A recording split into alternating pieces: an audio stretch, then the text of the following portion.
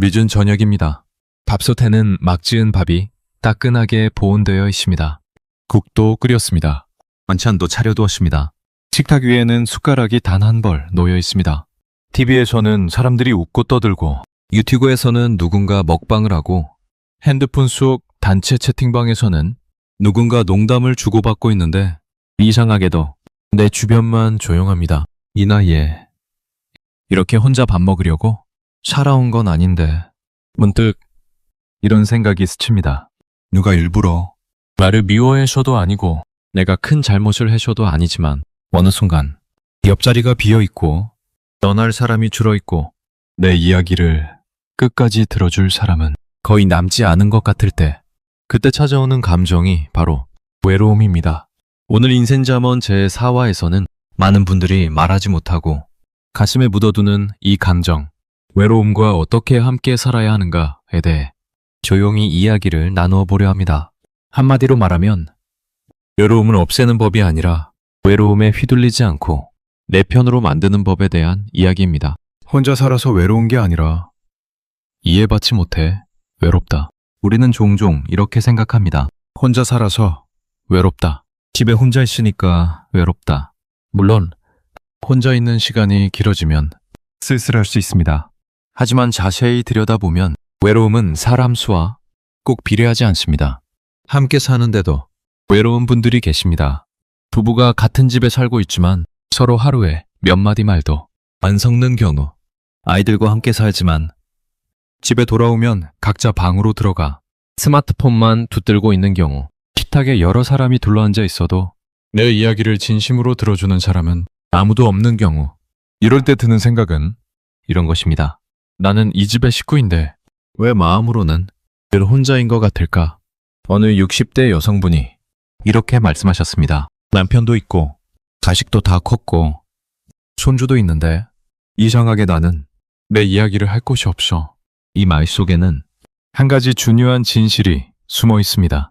외로움은 혼자 있어서만이 아니라 이해받지 못해서 생기는 감정이다. 다시 말하면 옆에 사람이 없어서가 아니라 내 마음을 들어줄 사람이 없어서 외로운 경우가 더 많다는 뜻입니다.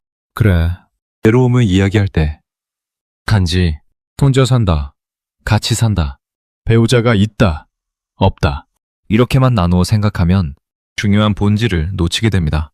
우리에게 중요한 것은 내 옆에 몇 명이 있는가가 아니라 그 사람들과 마음이 얼마나 이어져 있는가입니다. 왜 나이 들수록 외로움은 더 깊어지는가? 나이가 들수록 외로움이 더 깊어진다고 느끼는 분들이 많습니다. 그 이유는 단순히 친구가 줄어서만은 아닙니다. 조금만 찬찬히 살펴보면 이유는 여러 가지입니다. 첫째, 나를 필요로 하는 사람이 줄어든다. 젊을 때는 나를 찾는 사람이 많습니다. 회사에서 나를 부르고 아이들이 엄마 아빠를 찾고 집안일도 나 없이는 잘 돌아가지 않습니다. 그런데 시간이 지나면서 상황이 바뀝니다. 회사에서는 나보다 젊은 인력들이 나의 자리를 하나둘씩 대신합니다. 아이들은 커서 자기 가정을 꾸리고 통화도 만남도 점점 간격이 벌어집니다. 집안일도 예전만큼 내 손을 필요로 하지 않습니다. 이럴 가장 먼저 드는 느낌은 바로 이것입니다. 이제 나를 찾는 사람이 별로 없구나. 사실 이건 역할의 변화입니다. 하지만 마음은 이걸 이렇게 받아들입니다. 내가 쓸모가 없어졌다. 이때 외로움이 깊어집니다. 둘째, 익숙했던 관계들이 하나씩 사라져간다. 나이가 들수록 우리는 여러 가지 상실을 경험합니다. 부모님을 떠나보내고 오래된 친구를 떠나보내고 때로는 배우자와도 이별을 합니다. 젊을 때는 소문을 가면 대부분 어른들을 보내드리는 자리였습니다. 하지만 어느 순간부터는 내 또래의 장례식장이 늘어납니다. 이때 느끼는 감정이 그냥 슬픔만은 아닙니다. 아, 이제 나도 어느 줄에 서 있는 사람이 되었구나. 이 깨달음 뒤에 잔잔하게 따라오는 감정, 그게 바로 외로움입니다. 셋째, 내 이야기를 끝까지 들어주는 사람이 줄어든다. 나이가 들수록 사람들은 내 말을 들을 사람을 찾기보다는 내 말을 들어줄 사람을 찾습니다. 그러나 현실은 반대일 때가 많습니다. 자식들 앞에서는 잔소리하는 부모로 보일까봐 말을 아끼게 되고, 친구들 앞에서는 괜히 약한 모습 보이기 싫어서 속마음을 숨기게 됩니다. 그러다 보니 이렇게 되는 것입니다. 내 속 얘기를 차분히 꺼낼 수 있는 사람이 거의 없다. 이 세 가지가 겹치면 외로움은 마음 한구석이 아니라 마음 전체를 서서히 차지하기 시작합니다. 한마디로 정리하면 나이 들수록 외로움이 깊어지는 이유는 찾는 사람은 줄고 떠나보낸 사람은 많아지고 끝까지 들어줄 사람은 적어지기 때문입니다. 외로움을 잘못 다루면 생기는 일들. 외로움 자체가 나쁜 감정은 아닙니다. 문제는 우리가 외로움을 느낄 때 어떻게 반응하느냐에 있습니다. 외로움을 잘못 다루면 다음과 같은 일들이 일어날 수 있습니다. 첫째, 의미 없는 소비에 빠진다. 외로울 때 우리는 무언가를 채우고 싶어집니다. 그래, 물건을 삽니다. 쇼핑을 하며 잠깐 기분이 좋아집니다. 택배 박스를 열 때는 조금 설렙니다. 하지만 며칠 지나지 않아 그 물건은 집 어딘가에 쌓여 있고 카드값 명세서만 굵은 글씨로 나를 찾아옵니다. 나는 외로움을 달래려고 했는데 결국 통장 잔고만 더 외롭게 만들었다. 외로움. 물건으로 채우려 할 때 자주 벌어지는 일입니다. 둘째, 사람을 잘못 골라서 매달린다. 외롭다 보면 누군가의 말 한마디, 누군가의 관심에 금방 마음이 쏠릴 수 있습니다. 나를 진심으로 생각하지 않는 사람에게 과도하게 기대거나 필요할 때만 연락하는 사람에게 마음을 걸어버리거나 나를 더 힘들게 만드는 관계에서 벗어나지 못하는 경우도 생깁니다. 외로움이 깊을수록 이런 생각이 들기 쉽습니다. 그래, 이 사람 말고 누가 있겠어. 하지만 이런 관계는 처음엔 외로움을 달래주는 것 같다가 결국 외로움을 더 크게 키우기도 합니다. 셋째, 무기력과 포기로 이어진다. 어떤 분들은 외로움이 깊어질수록 아예 마음의 문을 완전히 닫아버립니다. 이 나이에 뭘 새로 시작해? 이제 친구가 어딨어? 사람은 결국 다 혼자야. 이렇게 스스로에게 말하며 관계도, 취미도, 새로운 도전도 모두 멀리합니다. 겉으로는 나는 혼자가 편해 라고 말하지만 속으로 이런 목소리가 조용히 울리고 있습니다. 사실은 누군가 한 사람쯤은 내 이야기를 들어줬으면 좋겠다. 한마디로 외로움을 피하려고 하다가 더 깊은 외로움 속으로 스스로 걸어 들어가는 경우가 생각보다 많습니다. 외로움은 없애야 할 감정이 아니라 읽어야 할 경고등이다. 이쯤에 외로움을 조금 다르게 보려고 해봅니다. 우리는 보통 외로움을 이렇게 대합니다. 이 기분 빨리 없애야겠다. 딴 생각을 해야지. TV라도 틀어놓자.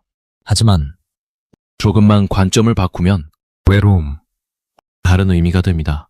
외로움 이렇게 말하고 있는 내 마음의 신호일지도 모릅니다. 지금 당신은 누군가와 연결되고 싶어 합니다. 지금 당신은 이해받고 싶어 합니다.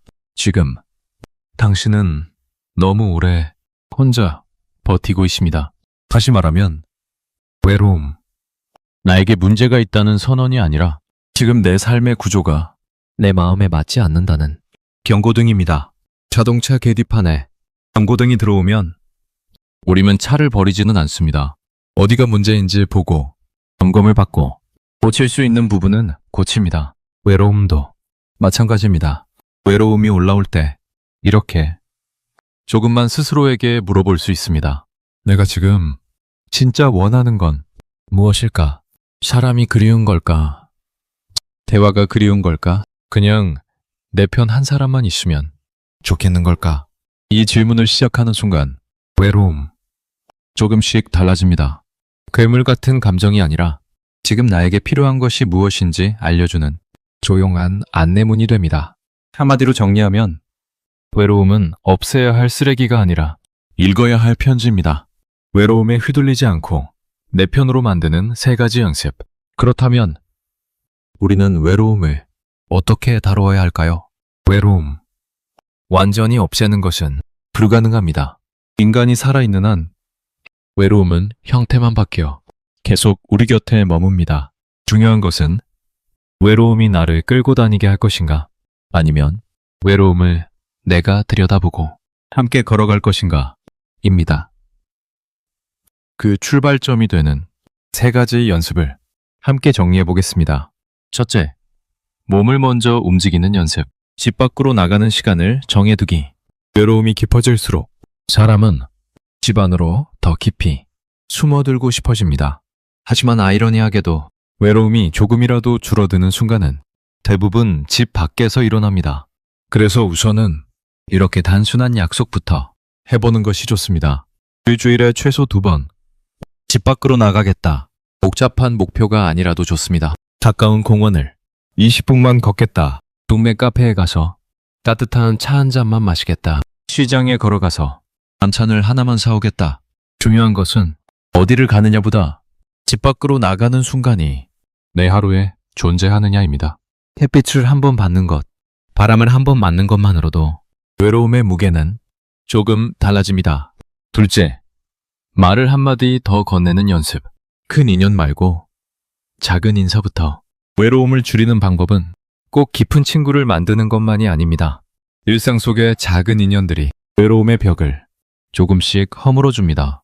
마트 계산대 직원에게 수고 많으세요. 연비실 앞을 지날 때 오늘은 덜 추우신가요? 동네 카페에서 커피 맛이 좋네요. 이렇게 한마디를 더 건네는 것이 처음에는 어색할 수 있습니다. 하지만 이런 말 한마디가 우리 안에 이런 경험을 남깁니다. 아, 나는 아직도 누군가에게 말을 걸 수 있는 사람이구나. 세상과 완전히 끊어진 존재는 아니구나. 이 작은 경험이 외로움 앞 우리를 한 번 더 버티게 해줍니다. 셋째, 혼자 있는 시간을 나를 키우는 시간으로 바꾸는 연습. 외로울 때 가장 손쉽게 찾는 것은 TV, 스마트폰, 짧은 영상들입니다. 그 자체가 나쁜 것은 아닙니다.